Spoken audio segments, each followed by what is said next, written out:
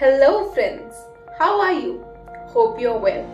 I am Shradha, your career champion, and I am here with an interesting topic. Do you know why most CVs get rejected? Well, you will be surprised if I say that most CVs get rejected because they are simply not read. Yes, you heard it right. But you did apply for the job, right? Then what happened? What happened is that by the time the recruiter picked up your CV, the job offer had already been made. Now say you were not late. Then what happened? Still rejected?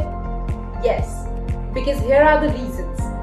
Firstly, most CVs are either too short or too long, with unnecessary information, which a recruiter is actually fed up of reading. Secondly, they are badly formatted. Then, the information is not presented in the right order. But what does that mean? Let me explain.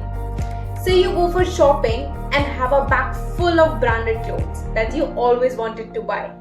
Now your friends come over and tell you that they only have 30 seconds to spend with you. Think, what will you do?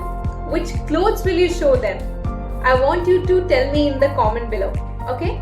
I will promise I will respond to every single message I receive. Almost most CVs fail on content, intent and use of technical language. Did you ever think that a CV was such a deep affair? Probably not. But never mind, you know it now.